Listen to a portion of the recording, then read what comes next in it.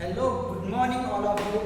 आज हम एक बहुत ही अच्छा टॉपिक स्टार्ट करने जा रहे हैं जिसका नाम है कॉम्प्लेक्स नंबर।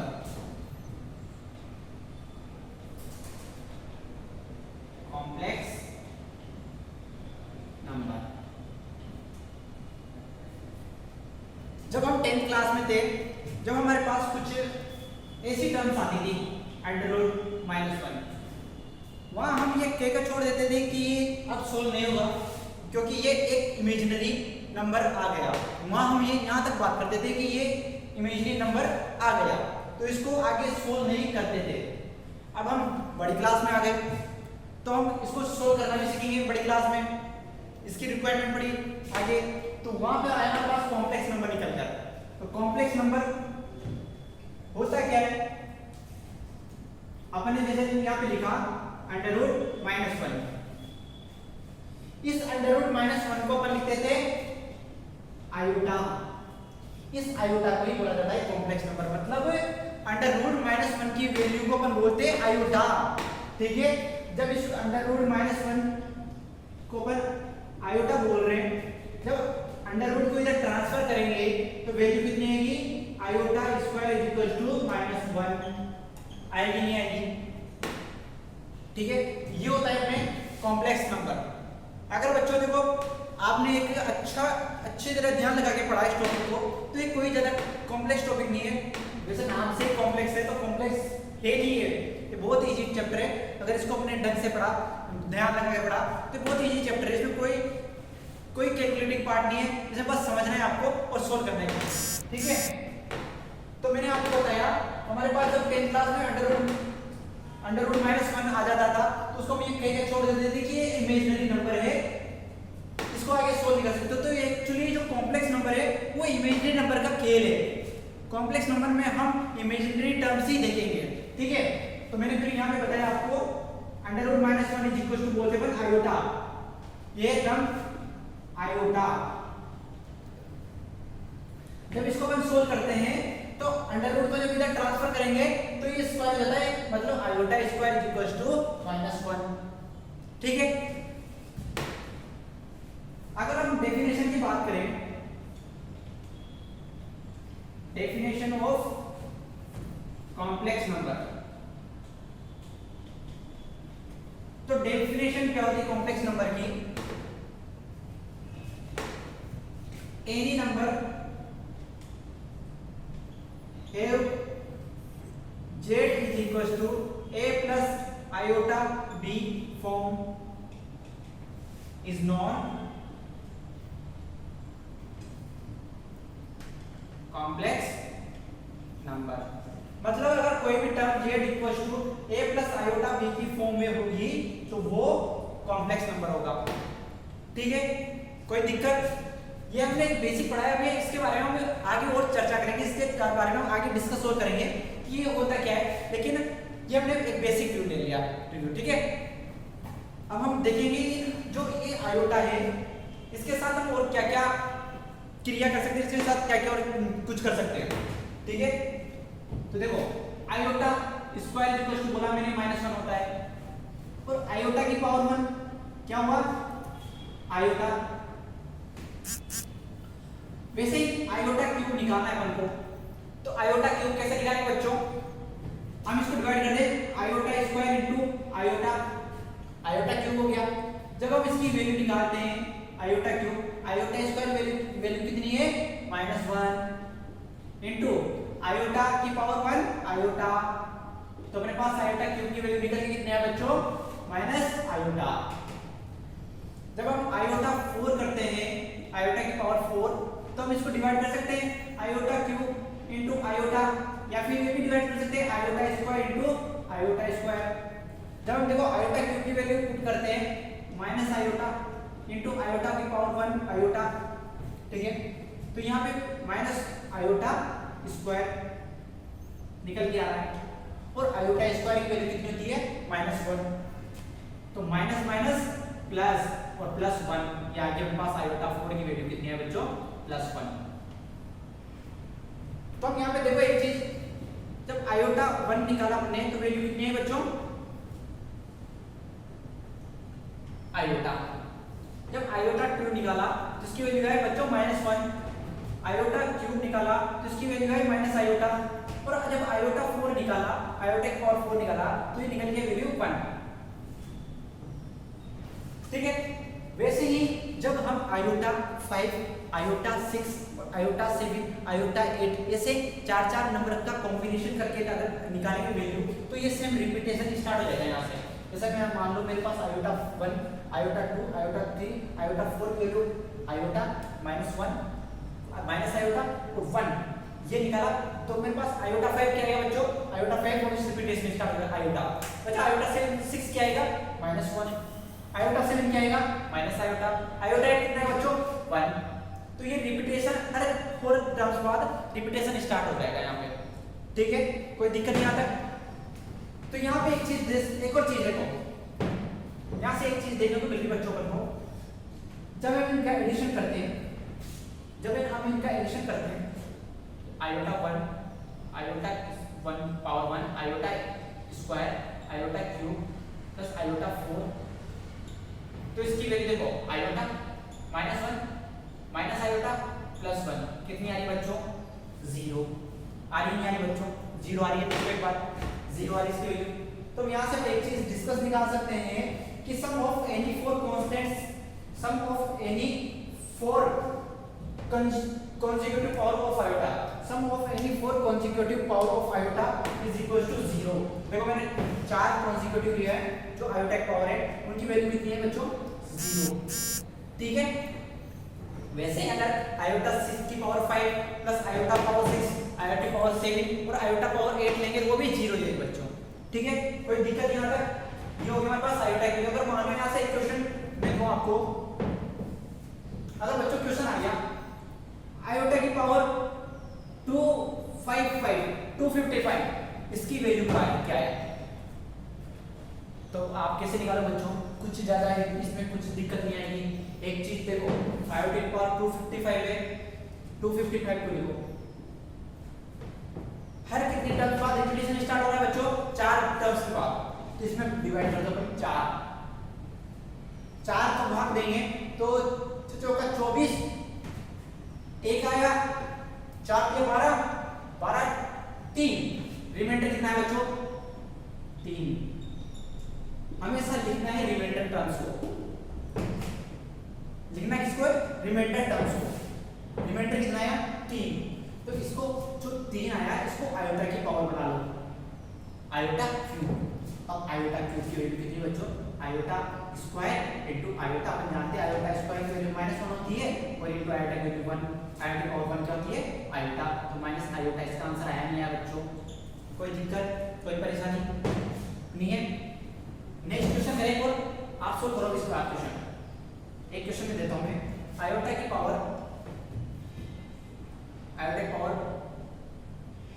405, ठीक है, कैसे करोगे बच्चों, वही प्रोसेस से आयोटा की पावर 405 है तो 405 किसका डिवाइड होगा बच्चों 4 का। ठीक है, दिया रिमाइंडर कितना आया 401 आया रिमाइंडर 1 रिमाइंडर 4 1 जा 4 तो 0 एज इट इज और 4 1 जा 4 रिमाइंडर बनाया, तो रिमाइंडर बना आया, इसकी पावर क्या करेंगे आयोटा की पावर 1, आयोटा की पावर 1 कितना होता है 1, तो आंसर आयोटा आया नहीं आया बच्चों। कोई दिक्कत, तो ये हो गया अपना क्वेश्चन सोल्व। यहाँ पे ऐसे क्वेश्चन आते नहीं है जनरली, ये तो एक बेसिक बताया है। एक क्वेश्चन जरूर आ जाता है, कोई अगर आना हो तो वो एक टर्म दे देगा आपको, जैसे मान लो एक क्वेश्चन देता हूं आपको यहाँ से, तो ऐसे क्वेश्चन आ जाते हैं मेंस में, तो मैं आपको क्वेश्चन देता हूं। एक क्वेश्चन आया हुआ भी है, आयोटा की पावर 598 प्लस आयोटा की पावर 88 प्लस 588, आयोटा की पावर 578, आयोटा की पावर 595 डिवाइड बाय आयोटा की पावर 588 प्लस आयोटा की पावर 578 प्लस आयोटा की पावर 568 प्लस आयोटा की पावर 585।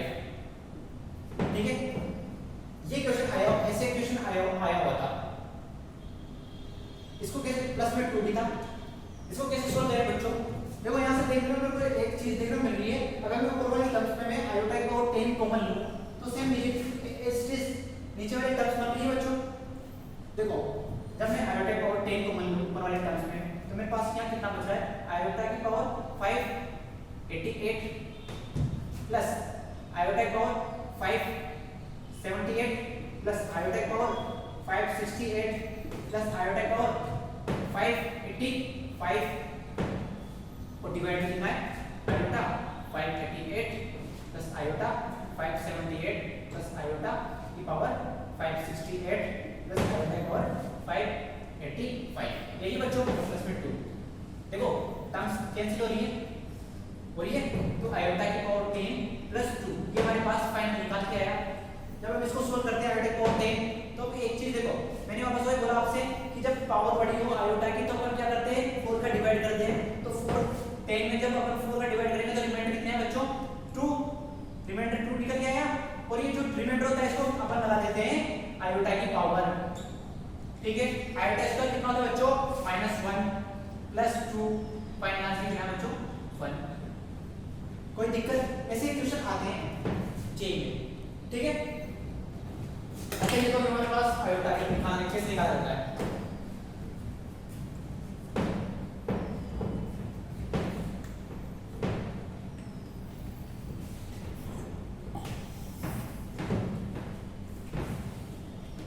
आपने देख लो, समझ लिया कि आयोटा क्या होता है और इसके आयोटा की पावर कैसे निकालते हैं, ये सब समझ गए आपने। ठीक है, अब हम पढ़ेंगे, मैंने आपको बताया था कॉम्प्लेक्स नंबर किस फॉर्म में होता है? z a plus iota b। आपके माइंड में क्वेश्चन होगा कि सर आपने तो बताया ही नहीं, तो पहले उसके पहले हमको आयोटा बताना जरूरी था कि आयोटा होता है क्या एक्चुअली में। ठीक है, अब आप समझ चुके हो आयोटा कैसे निकलता है और किस किस फॉर्म में होता है, कैसे सोल्व करते हैं। अब मैंने बताया आपको complex number z a plus iota form में होता है। आयोटा पढ़ लिया, यहाँ पर a और b रियल टर्म्स है, a और b रियल होना चाहिए और आयोटा दे रखा है। ठीक है, अगर मैं आपको एक क्वेश्चन लूं z 3 + 4 आयोटा तो आप इसको क्या बोलोगे? कॉम्प्लेक्स नंबर है नहीं है, आप बोलोगे सर कॉम्प्लेक्स नंबर है। क्यों? क्योंकि 3 और 4 रियल नंबर है और आयोटा दिया हुआ है इस वाली फॉर्म में, तो ये कॉम्प्लेक्स नंबर है। अगर मैंने एक और क्वेश्चन दिया कि 3 ये कॉम्प्लेक्स नंबर है नहीं है बच्चों,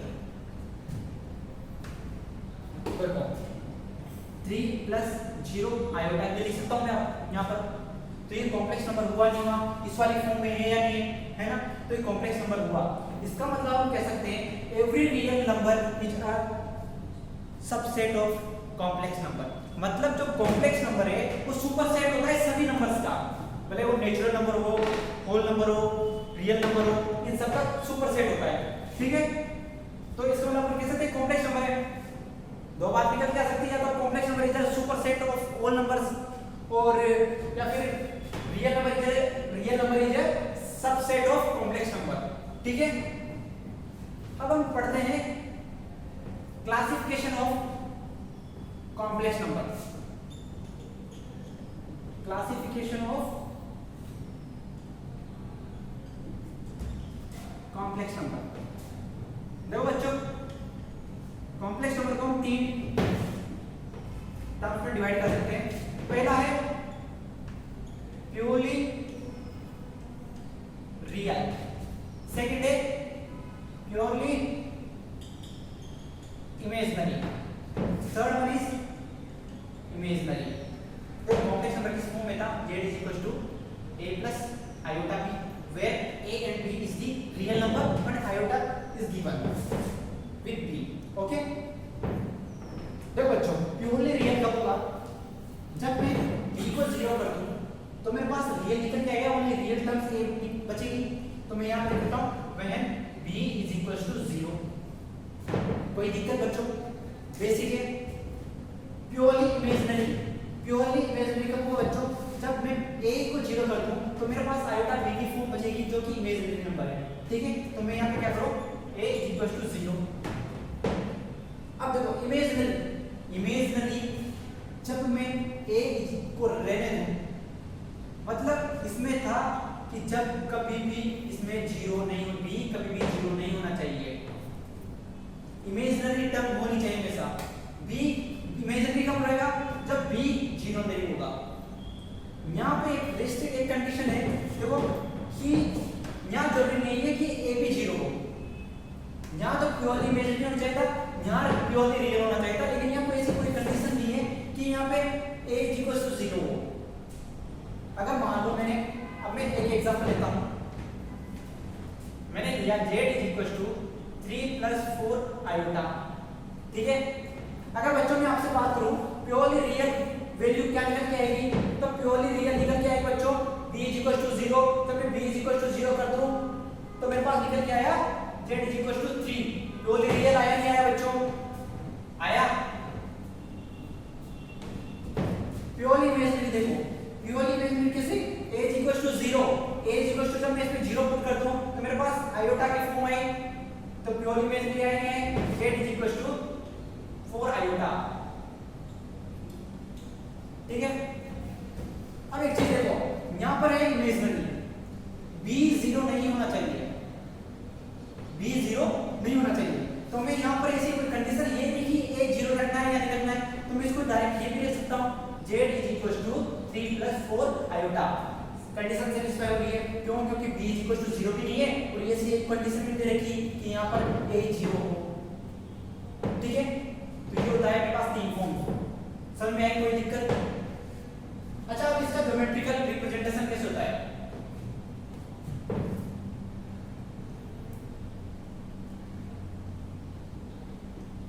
geometrical representation of complex number.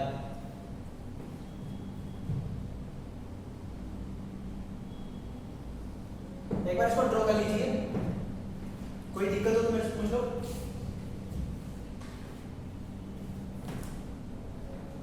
कर लिया ड्रॉ? ठीक है। अब geometrical representation of complex number कैसे निकाला जाता है?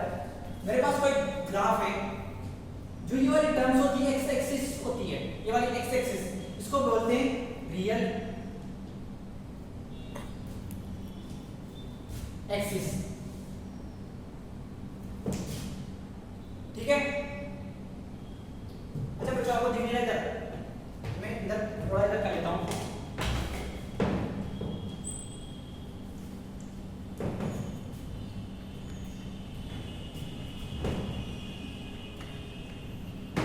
तो हम पढ़ रहे थे geometrical representation of complex number, ठीक है। जो बच्चों जो एक्स एक्सिस होती है इसको बोलते हैं रियल एक्सिस, ठीक है। जो वाई एक्सिस होती है इसको बोलते हैं इमेजिनरी एक्सिस, ठीक है। जो हमने ये जो प्लेन बनाया बच्चों, इसको बोलते हैं आर्गन प्लेन। याद रखना क्या बोलते हैं बच्चों? आर्गन प्लेन, ठीक है। नाम लिख देते हैं आर्गन प्लेन, ठीक है। अच्छा बच्चों, एक चीज देखो, मैंने कोई नंबर लिया, ये 0 ओरिजिन है, मैंने कोई नंबर लिया z इक्वल टू 3 + 4 आयोटा, ठीक है। इसमें रियल एक्सिस कौन सी होगी और इमेजिनरी कौन सी एक्सिस होगी, उसको कैसे रिप्रेजेंट करेंगे ये हम इसमें ऑर्गन प्लेन में देखेंगे।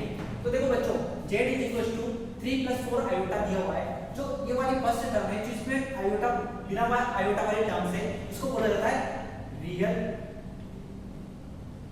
z, या फिर अपन इसको लिखते हैं डायरेक्ट रियल की जगह आर ई जेड। कितनी वैल्यू कितनी है? 3। और इमेजिनरी z कितनी बच्चों? इमेजिनरी के साथ आयोटा के कितने, कौन सी टर्म आ रही है? b वाली टर्म्स का कितना है? 4। तो रियल z आया 3, रियल इमेजिनरी 4। तो इसको कैसे शो करेंगे? तो देखो, ये वाली होती है x एक्सिस पे, अपन क्योंकि रियल वाली टर्म है x पे और जो इमेजिनरी होती है वो y पे। तो अगर इसको x एक्स और वाई कोऑर्डिनेट में शो करें तो एक्स और वाई कोऑर्डिनेट में क्या आएगा 3 और 4 बिंदु पॉइंट कितने आएंगे एक्स वाई पॉइंट कितने आएंगे 3 और 4। अब इसको ग्राफ में रिप्रेजेंट करें बच्चों तो देखो 3 कोई यहां पर आएगा 4 समथिंग यहां आएगा तो इसका देखो यहां पर आया ये पॉइंट आएगा 3 और 4। इस तरह इसको एक R1 प्लेन में ऐसे शो करते हैं इसका रिप्रेजेंटेशन। कोई दिक्कत बच्चों इससे एनी प्रॉब्लम? ठीक है, ये होता है इसका geometrical representation of the complex number. Thank you बच्चों, आज हमने यहाँ तक पढ़ा। नेक्स्ट